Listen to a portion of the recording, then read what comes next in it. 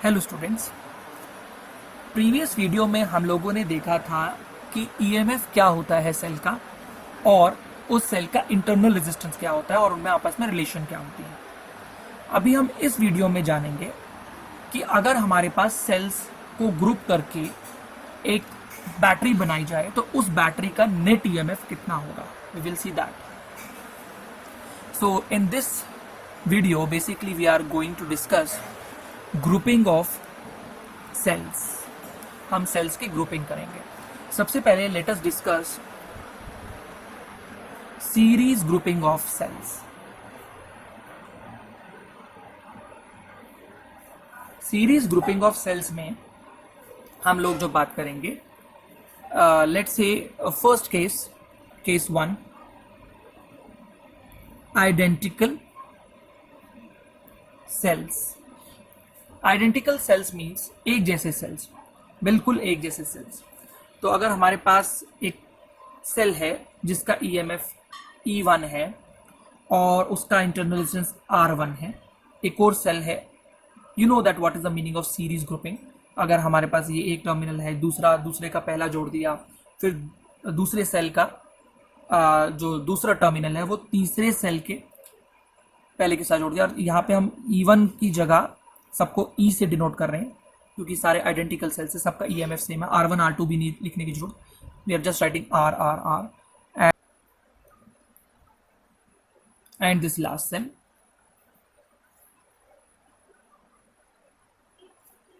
सो basically ये सारे sales आपस में सीरीज में जुड़े हुए हैं। इस सेल को हम लोग क्या कह देंगे, दिस इज सेल 1। देखो, मैं ये जो बॉक्स जैसा कुछ बना रहा हूँ ये समझाने के लिए बना रहा हूँ कि ये जो इंटरनल रेजिस्टेंस है वो सेल के अंदर ही प्रेजेंट है, ये सेल का ही पार्ट है।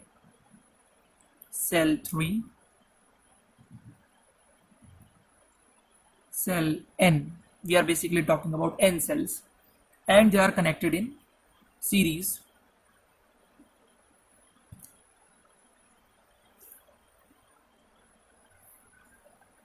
So ये सभी सेल्स सीरीज में लगे हुए हैं। आप देख सकते हैं करंट के जाने का, देखो सीरीज में जानने का बहुत तरीका। एक तो यही है कि भाई इसका जो मैं बात कर रहा था कि भाई इसका एक एंड दूसरे के पहले के साथ जुड़ा हुआ है, दूसरे का दूसरा एंड तीसरे सेल के पहले के साथ जुड़ा हुआ है, सो ऑन, और फिर ये किसी एक्सटर्नल रेजिस्टेंस को अपना करंट सप्लाई कर रहे हैं।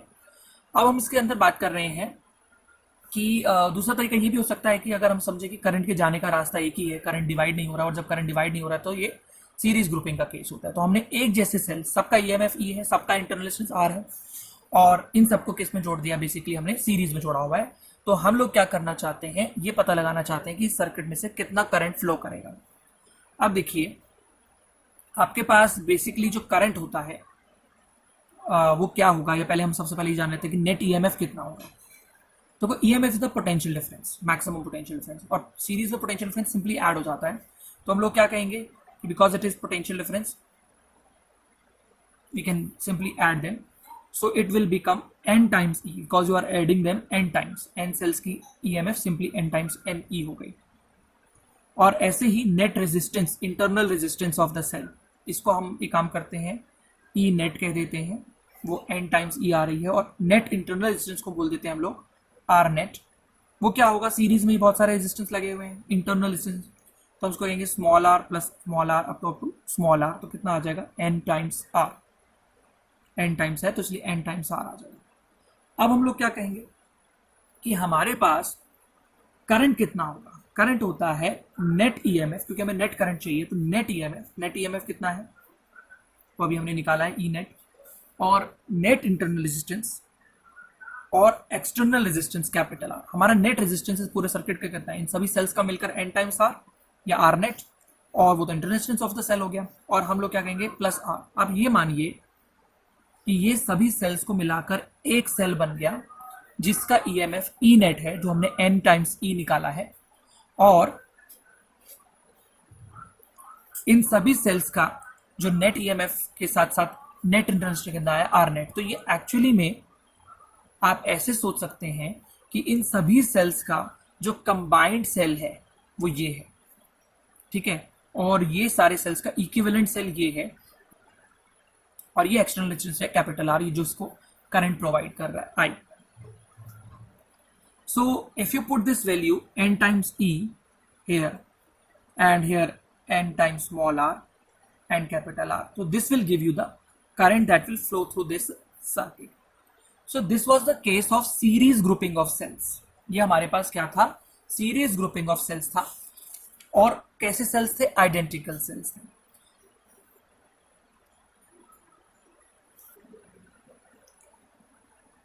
अच्छा, इसमें एक चीज और हम देख सकते हैं, बिकॉज यहाँ पे स्मॉल आर के साथ एन मल्टीप्लाइड है, तो अगर हमारा स्मॉल आर इसका नेग्लिजिबल हो जाए, क्योंकि यहाँ मल्टीप्लाई बाय एन जो है वो स्मॉल आर के साथ है, इंटरनल डिस्टेंस के साथ है. अगर स्मॉल आर यहाँ पे काफ़ी आप कह सकते हो कम हो जाए, नेग्लिजिबल हो जाए, तो आपका ये वाला फैक्टर ऑलमोस्ट निगलेक्ट किया जा सकता है, और तब हमारा करंट क्या हो जाएगा सर्किट में, मैक्सिमम. इट मीन सीरीज में मैक्सिमम करंट अगर ड्रॉ करवाना है तो हमारे पास इन सेल्स का इंटरनल रेजिस्टेंस क्या होना चाहिए, एक्सटर्नल रेजिस्टेंस के कंपैरिजन में नेग्लिजिबल होना चाहिए. Let's say if it is 10 ohm then it has to be 0.001 ohm. इस तरीके से अगर कुछ होगा तो हम n इंटू आर को कैपिटल आर के कंपैरिजन में नेग्लेक्ट कर पाएंगे if small are is very very less than, या this whole factor n into R is very very less than capital R. तो हम लोग ये देखेंगे कि maximum current is flowing through this circuit और this arrangement. Okay, now series grouping में अगर हम केस 2 देखें, let's say non identical sales. अभी हम नॉन आइडेंटिकल सेल्स में केवल 2 सेल्स का केस ले लेते हैं, 2 sales. Here we have a cell of EMF E1 and it has some internal resistance R1, and one more cell of EMF E2 and internal resistance small r2, and they are combined to or joined to some external resistance capital R. What again we can thought? We can see that ये दोनों cells का potential difference, maximum potential difference when no current is drawn from it, we know the definition. So the combined potential difference they can offer is E1 plus E2, and the combined resistance that will be R1 plus R2. So that will be E net, and this is the external resistance capital R to which they are providing the current. So basically what we are saying that if we are having 2 cells, non-identical cells, then the net EMF will be the sum of EMF of individual cells, and the net resistance, internal resistance of these 2 cells will be R1 plus R2. So this gives us the net internal resistance of the 2 cells, and this gives the net EMF of the 2 cells. If in case we have n cells in series, अगर हमारे पास ऐसे n cells होते तो हम इसी फॉर्मूले को आगे प्रोसीड कर सकते हैं. वी कैन से अगर 2 सेल हैं तो E1 प्लस E2 है, अगर n सेल्स होते तो E1 plus E2 plus up to En हो जाएगा. और अगर यहाँ पे हमारे पास बहुत सारे n सेल्स होते तो हम लोग यहाँ पे ऐसे ही कह देते R1 plus R2 plus R3 up to Rn. Okay, now let us start the second thing, that is parallel grouping of cells. Parallel grouping of cells के बारे में हम लोग अब बात करने जा रहे हैं. पैरेलल ग्रुपिंग ऑफ सेल्स के अंदर सबसे पहले again the easier case, first case that is identical cells, n identical sales.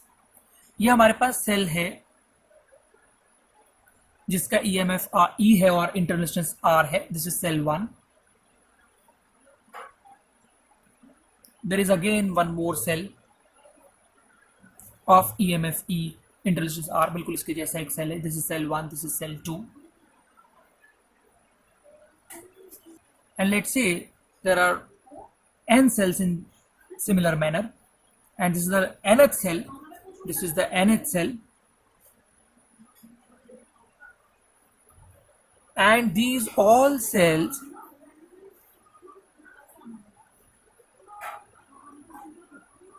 are combined in parallel with one another, and they are joined to some external resistance capital R. Okay, so this is cell 1, this is cell 2, and the last cell is cell n, and they are combined with one another, and this is the last cell or the nth cell they are connected to. Now let's say what we simply see that all the cells are having EMF E, and EMF stands for the potential difference. EMF का मतलब क्या होता है? Potential difference. और parallel में सबका potential difference आपको पता है सेम होता है और है भी सेम, तो इट मींस यहां ये ऐड नहीं होने वाले, rather they will give the same EMF, यानी कि इन सभी सेल्स का नेट ईएमएफ वही होगा जो हर किसी का है, ई। और पैरेलल में मतलब नेट ईएमएफ तो मैं पहले ही लिख दूं, क्योंकि पैरेलल में वोल्टेज सेम होती है, पोटेंशियल डिफरेंस सेम होता है, तो सबका ईएमएफ नेट कितना होगा? ई। और नेट रेजिस्टेंस जो हमें निकालना है वो हम निकाल सकते हैं 1/r net is equal to 1/r plus 1/r up to 1/r। We are doing this thing n times. So you can take the LCM r, ऊपर 1 प्लस 1 प्लस 1 को n टाइम्स जोड़ोगे तो कितना आएगा? n। अगर 1 को 10 बार जोड़ेंगे तो 10 आएगा, 20 बार जोड़ेंगे 20 आएगा, तो अगर n टाइम्स जोड़ेंगे तो n आ जाएगा। तो ये आ रहा है 1/r net is equal to n/r, तो उसका आप उल्टा कर लें r/n। तो इट मीन्स ये सभी सेल्स का जो नेट ईएमएफ है, जो एक नेट सेल बन रहा है, इक्विवेलेंट सेल बन रहा है, उसका ईएमएफ ई है, जो इन सबको रिप्लेस कर सकता है, ऐसे सोच लें हम। और इसका जो नेट रेजिस्टेंस है इंटरनल वाला, वो कितना आ रहा है हमारे पास? Basically R net equal to r/n, और ये कंबाइंड होके एक एक्सटर्नल रेजिस्टेंस R को करंट सप्लाई कर रहे हैं। तो बेसिकली ये सभी सेल्स का जो एक इक्विवेलेंट सेल है, ये सेल है हमारे पास बहुत सारे, ये एक सेल है, ये सेल इन सभी का काम या इन सबको रिप्लेस कर सकता है, मतलब इन सबका कंबाइंड है, और ये भी उतना ही करंट दे रहा है। ये सारे मिलकर जितना करंट दे रहे हैं, ये पैरेलल में है, वो भी उतना ही करंट दे रहा है। अब वो करंट हम निकाल सकते हैं। करंट कैसे निकाल सकते हैं हम लोग? सो करंट कैलकुलेट करने के लिए we will write current is equal to EMF, net EMF upon net resistance. अब देखो नेट रेजिस्टेंस यहाँ पे कितना है हमारे पास? हमारे पास जो नेट रेजिस्टेंस है वो बेसिकली आ रहा है r/n, इन सभी सेल्स का नेट ईएमएफ, क्योंकि नेट रेजिस्टेंस कितना आ रहा है, इंटरनल रेजिस्टेंस कितना आ रहा है, r/n। तो एक तो हो गया हमारा r/n और एक हो गया हमारा एक्सटर्नल रेजिस्टेंस कैपिटल R, तो हम दोनों को प्लस कर देंगे। तो I इज इक्वल टू, आप एलसीएम, आपको पता है ई नेट ई आ रहा है, इन सबका ईएमएफ ई है, तो पैरेलल में वोल्टेज या पोटेंशियल डिफरेंस सेम होता है, तो ई लिख दिया मैंने उसको, और आप इसको ई नेट को ई लिख दिया है, और इन सब का नेट रेजिस्टेंस इंटरनल कितना आ रहा है, r/n। एलसीएम ले लीजिए, ये n टाइम्स r हो जाएगा, और जो n डिवाइड में होगा वो ऊपर चला जाएगा, तो यानी कि हमारे पास करंट कितना आ रहा है, NE divide by small r plus capital N to R। अब वही बात, अगर आपको इस करंट I को मैक्सिमम करना है तो आपके पास बेसिकली क्या होना चाहिए? डिनोमिनेटर कम से कम होना चाहिए। डिनोमिनेटर कम से कम कब हो सकता है? जब NR बहुत कम हो, जब आपका डिनोमिनेटर में ये चीज़ इसके कंपैरिजन में, मतलब जब आपका एक्सटर्नल रेजिस्टेंस बहुत कम हो as compare to internal resistance, तो आपका करंट क्या हो जाएगा? मैक्सिमम हो जाएगा। Now let us come to case 2,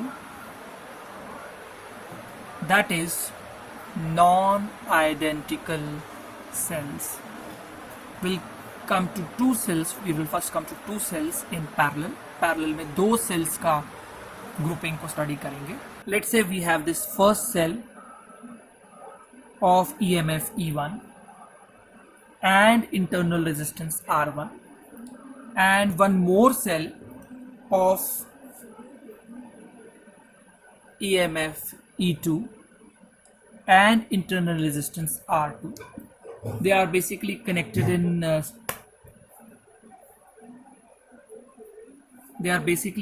in parallel to some external resistance capital R.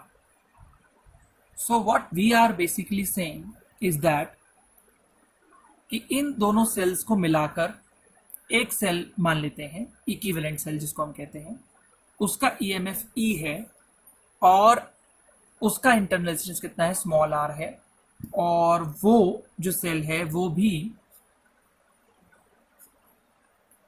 इस कैपिटल R रेजिस्टेंस को क्या दे रहे हैं? करंट सप्लाई कर रहे हैं, उतना ही दे रहे हैं जितना ये दे रहा है। ये मिलकर कितना करंट इसमें सप्लाई कर रहा है, वो करंट हम लोग कह लेते हैं, let's say that current is I, और ये सेल भी, ये दोनों मिलकर जितना करंट दे रहे हैं वो I है, और ये सेल भी इसमें कितना करंट प्रोवाइड कर रहा है? I। नाउ अब ये मान लेते हैं कि ये जो सेल है इसके पॉजिटिव टर्मिनल से I1 करंट आया, और इस जो ये दूसरा सेल है इसके पॉजिटिव टर्मिनल से I2 करंट आया, और दोनों करंट ऐड होकर यहाँ पे आ गए। अब देखो दोनों का ईएमएफ अलग अलग है लेकिन पैरेलल में पोटेंशियल डिफरेंस सेम होता है। तो इस सेल का जो ये सेल है और जो ये एक और सेल है नीचे वाला E2 ईएमएफ वाला, इन दोनों सेल्स के जो टर्मिनल्स हैं, जैसे इसका ये वाला टर्मिनल और इसके जो दोनों टर्मिनल्स यहाँ पे हैं, ये दोनों टर्मिनल्स यहाँ पर आके ज्वाइन हो जाते हैं। तो जितना ये पॉइंट किसके साथ जुड़ा हुआ है, इस एक्सटर्नल रेजिस्टेंस के साथ जुड़ा हुआ है। ये पॉइंट किसके साथ जुड़ा हुआ है, एक्सटर्नल रेजिस्टेंस। तो यानी कि ये दोनों सेल्स मिलकर एक कॉमन टर्मिनल पोटेंशियल डिफरेंस इस सेल को, मतलब ये वाला पॉइंट इन दोनों सेल्स से भी कंबाइंडली जुड़ा हुआ है और ये कैपिटल आर से भी जुड़ा हुआ है, यानी कि कैपिटल आर के क्रॉस भी वी पोटेंशियल डिफरेंस आएगा। मतलब ये दोनों सेल्स का कंबाइंड या कॉमन टर्मिनल पोटेंशियल डिफरेंस इस एक्सटर्नल रेजिस्टेंस कैपिटल आर को मिल रहा होगा। तो हम इसको यहाँ पे भी दिखा सकते हैं, ये कंबाइंड सेल है दोनों का और यहाँ पे एक terminal potential difference capital V capital R के क्रॉस मिल रहा होगा। ठीक है, अब हम लोग क्या करेंगे, जो चीजें हमने पहले पढ़ी हैं कि जो टर्मिनल पोटेंशियल डिफरेंस होता है पहले सेल के लिए, फॉर सेल 1, पहले सेल के लिए हम लोग लिखेंगे V is equal to E1 minus I1 R1। E1 EMF में से I1 R1 जब पोटेंशियल डिफरेंस सेल के क्रॉस ही आएगा उसको माइनस कर देंगे तो हमारे पास ये भी आ जाएगा। और अगर हम दूसरे सेल की बात करें, फॉर सेल 2, नीचे वाले सेल के लिए, उसका टर्मिनल पोटेंशियल डिफरेंस, वैसे दोनों का टर्मिनल सेम है, वो कितना होगा, V equal to E2 minus I2 R2। अब आपसे अगर ये पूछा जाए कि आप क्या यहाँ से I1 निकाल सकते हैं, हाँ बिल्कुल निकाल सकते हैं। I1 R1 उधर ले जाए, V को उधर ले जाए और यहाँ से सॉल्व करके आप I1 निकाल लीजिए। कितना आएगा I1 आपके पास, इसको उधर ले जाए, इसको उधर ले जाए। पहली बात तो ये आएगा E1 माइनस V और R1 को डिवाइड में ले आए तो ये हमारे पास एक I1 की वैल्यू आ गई। और ऐसे ही अगर हम लोग यहाँ से इसकी वैल्यू कैलकुलेट करें I2 की, तो वो कितनी होगी, E2 minus V divide by R2। Now we can say that कि ये दोनों सेल्स कंबाइंडली कितना करंट यहां पर भेज रहे हैं, I is equal to I1 plus I2। Now what is the value of I1? I1 की वैल्यू ये रही, E1 minus V divide by R1 और I2 की वैल्यू ये मैं यहां पुट कर देता हूं, E2 minus V bye R2। और ये सब कुछ किसकी इक्वल आ रहा है, I की इक्वल आ रहा है। अब आपको उसको थोड़ा सा सॉल्विंग में लाना पड़ेगा सिंप्लीफाई करने के लिए। E1 by R1 plus E2 by R2 एक तरफ लिख लेते हैं हम लोग, और साथ के साथ जो माइनस V बाय R1 है और माइनस V बाय R2 है, इसमें से V कॉमन ले लेते हैं और अंदर आ जाएगा 1/R1 plus 1/R2।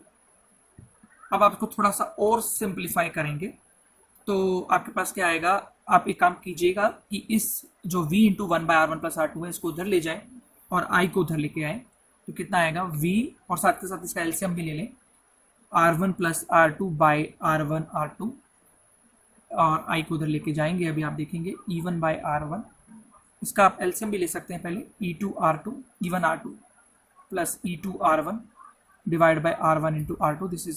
This we have taken the LCM and ये I हम उधर ले गए। अब आप अगर बिल्कुल V को एलिमिनेट किया, V के साथ जो ये सब कुछ लिखा हुआ इसको एलिमिनेट करना चाहते हैं तो R1 इंटू R2 को आप ऊपर मल्टीप्लाई में लेके जाएंगे, R1 इंटू R2 को यहाँ पे मल्टीप्लाई में लेके जाएंगे और R1 प्लस R2 को डिवाइड में लेके जाएंगे। तो फाइनली V कितना आएगा, it will be E1 R2 by E2 plus E2 R1 by R1 plus R2, ये आप सोच सकते हैं कैंसिल हो गया, minus R1 into R2 minus I into R1 into R2 divided by R1 plus R2। So basically हमारे पास एक term, ये एक्सप्रेशन आ गया है जिसको मैं एक बार दोबारा लिख देता हूं, that V is equal to E1 R2 plus E2 R1 divided by R1 plus R2 minus I into R1 R2 divided by R1 plus R2।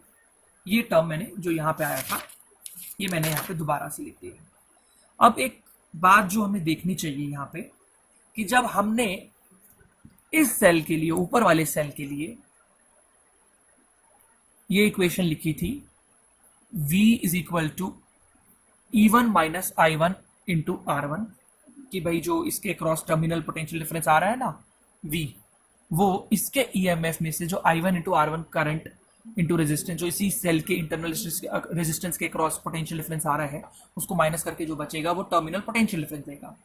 ऐसी हमने नीचे वाले सेल के लिए लिखी थी, क्या लिखी थी, V is equal to E2 minus I2 R2। ऐसे ही कुछ इक्वेशन अब हमारे सामने अपीयर हो रही है, V the terminal potential difference equal to, या EMF लाइक क्वांटिटी आ रही है, माइनस यहाँ करंट, यहाँ पे भी करंट है, देखो यहाँ पे भी करंट है, इनटू यहाँ रेजिस्टेंस है। अब ध्यान से देखो ये क्या आ रहा है एक्चुअली में, अगर आप इसको कंपेयर करो इन दोनों सेल्स के ग्रुप करके, जो एक सेल आ रहा है, इन दोनों का इक्विवेलेंट सेल हम इसको बोल रहे हैं, इसके लिए भी टर्मिनल पोटेंशियल डिफरेंस V होगा, क्योंकि वो भी मिलकर R को दे रहे हैं, वो भी मिलकर R को ही वोल्टेज प्रोवाइड करवा रहे हैं, पोटेंशियल डिफरेंस। तो कंपेयरिंग विद दिस इक्वेशन अगर हम इसके लिए लिखेंगे तो क्या लिखेंगे, V is equal to EMF कितना है इसका E, करंट कितना आ रहा है इसमें से, करंट आ रहा है I, कंबाइंड करंट दोनों का, और इंटू R, और R की वैल्यू क्या होगी पैरेलल में, ये दोनों पैरेलल में ना, पैरेलल में नेट रेजिस्टेंस क्या होता है 1/R is equal to 1/R1 plus 1/R2, solve करोगे यही आएगा। तो अगर आप ध्यान से देखेंगे, इसको कंपेयर करेंगे, तो एक्चुअली में ये जो हमारे पास एक्सप्रेशन आ गया है वो इसके साथ आसानी से कंपेयर हो रहा है, और यानी कि इन दोनों सेल्स को मिलाकर जो एक सेल बना है उसका EMF क्या होगा, उसका EMF होगा E इज इक्वल टू ये वाला क्वांटिटी। अगर आप इसको कंपेयर करें, ये चीज इससे कंपेयर हो रही है, तो क्या लिखेंगे, E1 R2 plus E2 R1 divided by R1 plus R2, और इन दोनों का पैरेलल में नेट रेजिस्टेंस कितना आ रहा है हमारे पास, small r is equal to R1 R2 divide by R1 plus R2। यानी कि अगर दो अलग अलग EMF वाले सेल्स और अलग अलग इंटरनल रेजिस्टेंस वाले सेल, मतलब नॉन आइडेंटिकल सेल्स को हम आपस में पैरेलल में जोड़ेंगे, तो उन दोनों सेल्स का जो नेट EMF होगा वो बेसिकली किसके इक्वल होगा, E1 into R2 plus E2 into R1, देखो उल्टा हो रहा है ना, E1 into R2 plus E2 into R1 divided by R1 plus, इनका नेट रेजिस्टेंस या जो भी हम कह लें इनका सम, R1 प्लस R2। और पैरेलल में नेट रेजिस्टेंस कैसे निकालते हैं, वो वही एक्सप्रेशन आ रहा है, वही आ रहा है। तो आपको इस तरीके से ही याद रखना है। अब अगर आपके पास ये n सेल्स हुए तो क्या करेंगे, अगर आपके पास ऐसे ऐसे n नॉन आइडेंटिकल सेल्स हुए, तो मैं ये जो एक्सप्रेशन आया था ना हमारे पास, क्या आया था, E2 R1 या E1 R2 plus E1 R2 E2 R1 divide by R1 plus R2, इसके मैं राइट हैंड साइड में डिवाइड कर रहा हूं, divide numerator and denominator by R1 into R2 of RHS। इस वाली साइड राइट हैंड साइड में तो क्या आएगा हमारे पास, E1 R2 by R1 R2, E2 R1 by R1 R2, R1 by R1 R2, R2 by R1 R2। अब जो चीजें कैंसिल हो रही हैं कैंसिल करिए, R2 से R2 कैंसिल हो गया, R1 से R1, R1 से R1, R2 से R2, तो क्या आ रहा है हमारे पास, E1 by R1 plus E2 by R2, इसको पहले लिख लो, इसको बाद में लिख लो, समी तो है कैसे भी, ये आ गया। ये एक और फॉर्मूला हमारे पास आ रहा है टू सेल्स इन पैरेलल का, ठीक है, यही चीज को मैंने ऐसे लिख दिया, और बहुत इजी है, E1 बाय R1 यानी कि पहले सेल का EMF बाय पहले वाले सेल की इंटरनल रेजिस्टेंस, दूसरे वाले सेल का EMF बाय दूसरे वाले सेल की internal resistance divided by reciprocal of internal resistances, या आप इन्हें इंटरनल कंडक्टेंसेस भी कह सकते हैं। रेजिस्टेंस का उल्टा क्या होता है, रेसिप्रोकल क्या होता है, कंडक्टेंस। अब अगर आपके पास जैसे n सेल्स हुए तो आप इस फॉर्मूले को एक्सपैंड कर सकते हैं, या आप कह सकते हैं कि एक्सटेंड कर सकते हैं, E1 by R1 plus E2 by R2 plus E3 by R3 up to En by Rn whole divided by 1 upon R1 plus 1 upon R2 plus 1 upon R3 up to 1 upon Rn. Okay, so if we have n cells, then we can write this formula, yeah, we can extend this formula of 2 cells into the n cells case.